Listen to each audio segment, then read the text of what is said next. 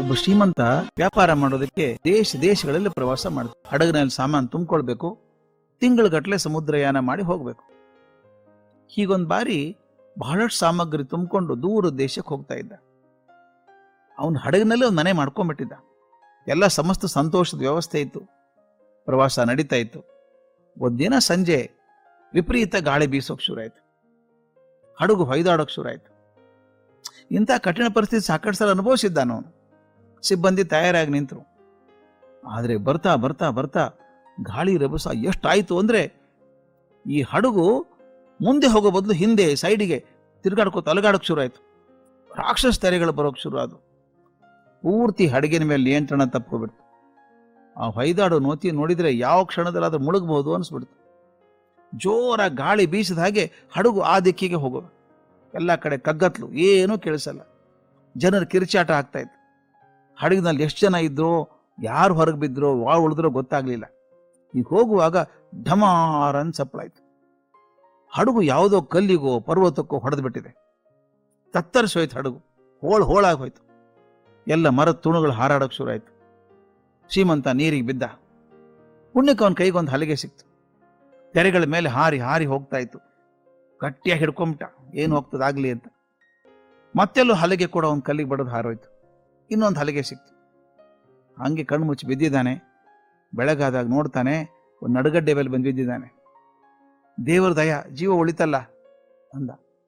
ನೋಡಿದ್ರೆ ನಿರ್ಜನವಾದ ನಡುಗಡ್ಡೆ ಅದು. ಆ ನಡುಗಡ್ಡೆಯಲ್ಲಿ ಯಾವತ್ತೂ ಯಾವ ಮನುಷ್ಯನೂ ಕಾಲೇ ಇಟ್ಟಿಲ್ಲ. ಒಬ್ಬನೇ ಮನುಷ್ಯ ಅವನು ಇಡೀ ನಡುಗಡ್ಡೆಯಲ್ಲಿ. ಸಿಕ್ ಗಡ್ಡೆ ಗೆಣಸು ತಿಂದ, ಹಸಿ ಮೀನ್ ತಿಂದ. ಕೊರಿಯೋ ಚಳಿ, ಮಧ್ಯಾಹ್ನದ ಬಿಸಿಲು ಹಣ್ಣಾಕ್ಸ್ಬಿಡುತ್ತವನು. ಎರಡು ಮರದ ತುಂಡು ಉಜ್ಜಿ ಬೆಂಕಿ ಮಾಡಿದ, ಆಹಾರ ಬೇಯಿಸ್ತಿಂದ. ಅಲ್ಲಿ ಬಿದ್ದಿದ್ವಲ್ಲ ಮರದ ಕೊಂಬೆ, ಅವನ್ನೇ ತಂದು ಒಂದು ಪುಟ್ಟ ಗುಡಿಸಲು ಮಾಡ್ಕೊಂಡ ಸಮುದ್ರ ದಂಡೆ ಮೇಲೆ. ಸಮುದ್ರ ಮಾರ್ಗವಾಗಿ ಯಾರಾದರೂ ಹೋಗ್ತಾರೋ ಅವ್ರ ಕೈ ಮಾಡಿ ಅವ್ರನ್ನ ಎಳಿಬೇಕು, ಮನಸ್ಸನ್ನ ಈ ಕಡೆ ತನ್ನ ಪಾರ ಆಗ್ಬೇಕು ಅಂತ ಗುಡಿಸಲು ಕೂತ್ಕೊಂಡು ಬರೀ ಸಮುದ್ರನೇ ನೋಡ್ತಾ ಇದ್ದ.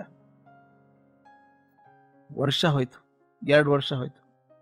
ಒಂದು ಬಾರಿ ಆಹಾರಕ್ಕೆ ಏನಾದ್ರು ಆರಿಸ್ಕೊಂಬರೋಣ ಅಂತ ಗುಡ್ಡದ ಮೇಲಕ್ಕೆ ಹೋದ. ಮರಳಿ ಬರೋದ್ರೊಳಗೆ ಏನಾಗಿತ್ತು ಗೊತ್ತಾ? ಬೆಂಕಿ ಮಾಡಿಟ್ಟಿದ್ದಾನಲ್ಲ ಗುಡಿಸ್ಲೊಳಗೆ, ಒಂದು ಗರಿಗೆ ತಾಕ್ಬಿಟ್ಟು ಇಡೀ ಗುಡಿಸ್ಲು ಉರಿದು ಭಸ್ಮ ಆಗಿ ಹೋಗ್ಬಿಡ್ತು. ಖುದ್ದು ಹೋದ ಮನುಷ್ಯ, ಭಗವಂತ ನಾನು ಏನು ಅನ್ಯಾಯ ಮಾಡಿದ್ದೆ ಅಂತ ಶಿಕ್ಷೆ ನನಗಿದು. ನಿನ್ನಂಥ ನಿರ್ದಯಿ ಯಾರೂ ಇರೋಕ್ಕೆ ಸಾಧ್ಯ ಇಲ್ಲ. ನಾನು ಏನು ಮಾಡಿದ್ದೆ? ಇಲ್ಲಿ ತಂದು ಹಾಕ್ಬಿಟ್ಟೆ ನನ್ನ ಮನುಷ್ಯರಿಲ್ಲ ಜಾಗದಲ್ಲಿ. ನಾನಾಗಿ ಒಂದು ಗುಡಿಸ್ಲು ಕಟ್ಕೊಂಡೆ, ನೀನೇನು ಸಹಾಯ ಮಾಡಿದ್ಯಾ? ಇಲ್ಲ. ಆಹಾರ ತರಕ್ಕೆ ಹೋದ್ರೆ ಆ ಗುಡಿಸ್ಲನ್ನು ಸುಟ್ಟು ಹಾಕ್ಬಿಟ್ಟಿಯಲ್ಲಪ್ಪ ನನಗೆ ನೀನು. ಕಷ್ಟಪಟ್ಕೊಂಡು ಗುಡಿಸ್ಲು ಅದು ಹೋಯ್ತಲ್ಲದ್ದು ಅಂತ ಭೋ ಅಂತ ಅಳ್ತಾ ಸುಸ್ತಾಗಿ ಸಮುದ್ರದ ದಂಡೆಯಲ್ಲಿ ಬಂದು ಬಿದ್ದುಬಿಟ್ಟ. ನನ್ನ ಮುಕ್ತಿ ಇಲ್ಲ ಇನ್ನಂತ. ಸ್ವಲ್ಪ ಎಚ್ಚರ ಬಂದಂಗಾಯ್ತು. ಯಾರೋ ಮಾತಾಡೋ ಸದ್ದು ಕೇಳಿಸ್ತಾ ಇತ್ತು. ಹಡಗಿನ ಯಂತ್ರಗಳ ಸದ್ದು ಕೇಳಿಸ್ತಾ ಇತ್ತು. ಎದ್ದು ನೋಡಿದ್ರೆ ದೂರ ಹಡಗು ನಿಂತ್ಕೊಂಡಿದೆ. ಒಂದು ಪುಟ್ಟ ನಾವೆಯಲ್ಲಿ ಒಂದು 4-5 ಜನ ಬಂದ್ಬಿಟ್ಟಿದ್ದಾರೆ. ಇಲ್ಲಿ ಸುತ್ತ ನಿಂತಿದ್ದಾರೆ. ಸಂತೋಷ ಕುಣಿದಾಡಂಗಾಯ್ತು.